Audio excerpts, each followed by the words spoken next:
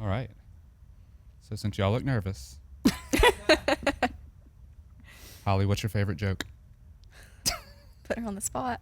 Oh, what did the nosy pepper do? What did the nosy pepper do? Got jalapeno business. All right, you nailed it. You nailed it. All right. We are here for the Cap City Beer Fest, and for somebody that has not attended, what do they need to know? You want me to take it? Go ahead. So Cap City Beer Fest is it's an annual fundraising event for Companion Animal Alliance. This is the 10th annual, and we're super excited for it. So we're really trying to do big this year. Cap City Beer Fest features all kinds of brew sampling, from home brews to local distributors, national distributors, maybe even international beers as well. We have really anything and everything that you could be interested in. It's open to the public, so it's not just for beer tasting. If you want to just take a walk through. Yeah, I was going to ask, like you said brew. Does that mean there's more than beer there? Yeah, so we have we've had mead the last few years. What is mead? Mead, I think it so if wine is made from grapes, mead is made from honey. I think. I think. It's delicious. It's so good. Yeah, it's not, I don't think it's carbonated. Obviously, it's fermented. It's been super popular the last few years that we've had it. I think it's just a different flavor profile than anything else we've had there. It's really, great. I find it sweeter, fruitier, less beerish. Okay, so we got beer, we got mead. What else did we say? Seltzers. Seltzers? Seltzers, yeah. We're International open. beers and brews. Bunch of White Claws? Yeah. Yeah. Yeah, literally. Oh, literally. I think we had neutrals last year. Okay. Okay. And if anybody wants to homebrew some kombucha, we're open to it. Awesome. So, I want to ask you about that. But before we go any farther, I'm Tyler Hicks. I'm with the Mid-City Minute, and we are stepping a little bit outside of Mid-City this video to cover a really important event for Baton Rouge, which is the Cap City Beer Fest. Cap City Beer Fest. There we go. That supports our local animal shelter. And so we'll hear more about that. And so, guys, do y'all want to introduce yourselves and how y'all are involved? Yeah, I'm Holly Danielson. I'm the Senior Manager of Development and Grants, so I oversee all fundraising and grants. And this is... I'm Jen Hollis, and I'm the Senior Manager of Communications and Events. So we kind of do both of our two fundraising events together, tag team it along with our amazing committee. Okay, and y'all are talking about the animal shelter? Mm-hmm. Yes. Which is? Companion Animal Alliance. Okay, perfect. And that's the one on campus, right? Mm-hmm. All right. Awesome. So going back, you said homebrew. So what is a home brewer? How are they involved in the event? So we have a homebrew competition, and it features anything, kind of whatever homebrewers want to brew, they can brew and bring it. Do we have a sign-up deadline for homebrew? Don't think we've decided on one yet. I don't know if we have a deadline, because brewing beer is a weird process that I'm not very familiar with, and it takes some time. So if you can brew a beer before the festival, I think you can come. How many homebrewers are usually there? Around 20, I would say. Yeah. Okay. And they get really creative with the names, with the flavors that they have, the types of brews, and a single homebrewer can bring multiple types of brews if they want. How many homebrewers are in Baton Rouge? There's a couple different clubs, like Red Stick Brewmasters and I think Bicycle Brew Club. There might be a couple others, but a lot of people do it. I feel like Baton Rouge has a pretty big beer community, and even just like surrounding areas too, like Lafayette. I know New Orleans has a big population of beer brewers too. Yeah, there's a lot of homebrewers that look forward to our event annually. So. And I'm guessing a lot of the like bigger local breweries are there too. Yeah, I think we have just off memory what I like labels I remember seeing. I remember seeing a lot of Urban South, any other Rally Cap, Tap 65 are always super supportive. Cool. Oh, that's some of my favorites. Yes. Awesome. So so the local brewers are there. You've got lots of beers there. Why do those guys come to support the events? Like, what's the I guess what's the shtick for wanting to spend a lot of time making a homebrew and like showing up? So there's a competition, you said? There is a competition. So we have a homebrew competition where each attendee that buys a ticket actually gets 2 raffle tickets to place with their favorite brew. That's kind of the People's Choice Award. So if you have the best brew that gets voted on the most, you will win the best brew award. And then we also have a master brewer. So if you're a brewer that brings multiple brews with you and you win the most raffle tickets overall, then you become the master brewer. And then we also have the like judge's choice, which is first, second, and third. Okay, cool. So I heard you say this is the 10th annual time. That's awesome. How have y'all kept the event, I guess, fresh and exciting over 10 years? Because you said it's still growing and getting bigger. Yeah. So it just over the last couple of years, especially post COVID, we have just seen an increase in attendance.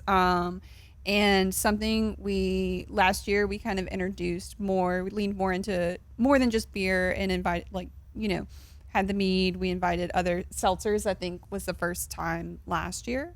And this year we are bringing in a new element to the homebrew competition, separate from the homebrew competition, but for the homebrewers, we're going to have our Top Dog on Tap award. We'll have fundraising pages built out for each homebrewer that is interested in fundraising, and whichever one of the homebrewers raises the most money through crowdfunding and peer-to-peer would win our Top Dog on Tap award. Okay. So this being support for the animal shelter, I'm guessing there's dogs there? Of course. It is dog friendly, family friendly. A lot of people that are foster parents for Companion Animal Alliance will actually bring their foster dogs there. So you can kind of meet some adoptable foster animals, and then just attendees are allowed to bring their animals as well. They do just have to be up to date on vaccinations. So over 1,000 people there, a bunch of dogs. This sounds insane. Like what can I actually expect? Say I'm like walking into the event. What am I seeing? Fun, excitement. Yeah, so you'll see a lot of dogs. You'll see a lot of people. We're on the strip right in front of the Capitol at 4th Street between North Street and Downtown, Spanish Town Road. Yeah. So you kind of enter at North Street and you'll see tents on either side. The tents are our sponsors, our brewers, our distributors, all that jazz. We'll have food trucks and food vendor booths down towards the end.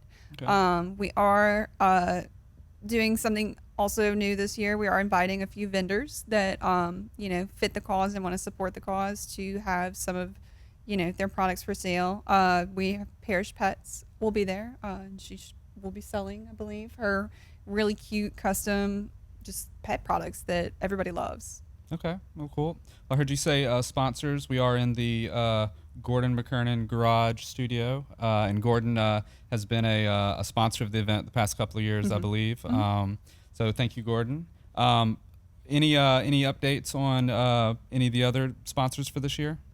Yeah, so we have a presenting title sponsor this year that is Advanced Windshield, and so we're super excited to have them this year. Okay. Especially for the 10th annual, I think it's going to be the biggest ever. We're expecting an attendance of like 1,500 people. Wow. So it's going to be, I think, the biggest festival we've had. Gotcha. So this sounds like Beer Fest is like one of the biggest festivals in Baton Rouge at this point. Yeah. Yeah. And then did I remember, I think it was acknowledged as like one of the favorite festivals in Baton Rouge in like 225 magazine or something like that. Maybe so. I know. So many accolades you can't remember. We're a favorite beer festival. I know that because we always get a lot of good feedback from the homebrewers that they look forward to this event every year. So we're super grateful to have them because we really probably this wouldn't be the same without our homebrewers. Just because it's a different, you can't sell. They don't sell homebrew. And we don't charge them to be there Right. either. Okay. They So just have they to get donate to- their product. Yeah, so they get to have a fun time brewing. It's something most of them love and enjoy doing, and they get a friendly competition, and And it's a plus to raise funds for the animal shelter. Yeah. So Speaking of that, great segue. What does this event like mean for the animal shelter? Like, if this is the biggest beer fest ever, like, how does that really impact like the mission of Companion Animal Alliance and I guess the parish? Yeah. So all of the funds raised will go into our operating budget and support day-to-day costs, like the cost of food for the animals at the shelter. We're also hoping that increased revenue could be invested in some of our other programs, like our foster program, maybe getting new supplies that we can provide our fosters at no cost. Our access to care program that provides free and low cost veterinary care to underserved members of the community. Even just getting like 1,500 people out there knowing about Companion Animal Alliance is really important, and that'll just increase our support in general for maybe even adoptions or potential foster parents or volunteers. Yeah. Now that reminds me, y'all got a shout out this past weekend during the College World Series, right? Yes, we did. Yeah. How fun was that?